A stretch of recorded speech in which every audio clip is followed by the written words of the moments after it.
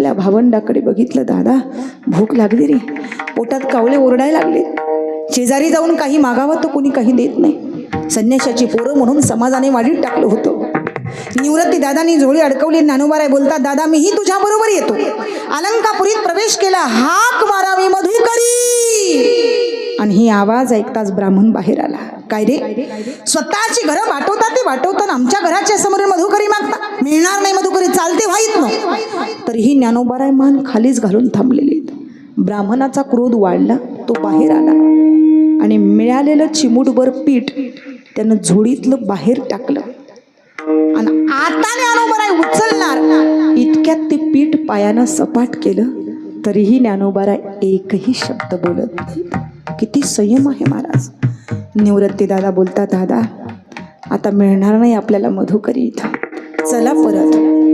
बघा ज्ञानोबाराय निवृत्ती दादा परत आले. सिद्धबेटातल्या झोपडीमध्ये प्रवेश केला.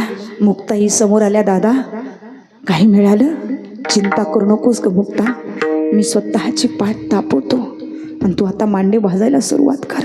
स्वतःची पाठ लाल बुंद करावी आणि मुक्ताईनं त्याच्यावरती मांडे भाजावेत. हा जगाच्या पाठीवरचा पहिला चमत्कार होता. चालविली जण भिंती, हरली चांग याची भ्रांती, रेड्यामुखी वेद बोलविला, गर्वद्विजांचा हरविला.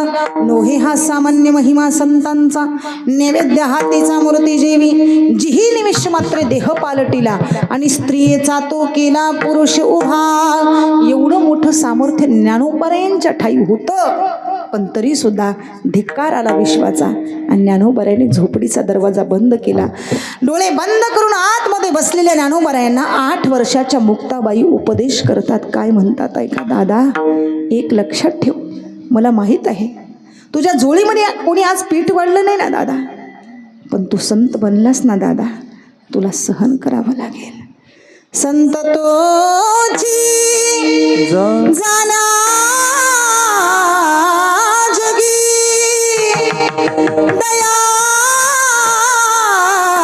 क्षमा जांगे,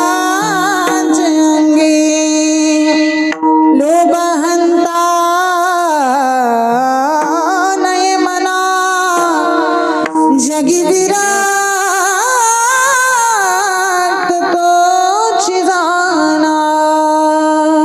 दादा अरे तू सर्वसामान्य नाहीस आमच्यासारखा, मग तू आहेस तरी कोण? योगी पावन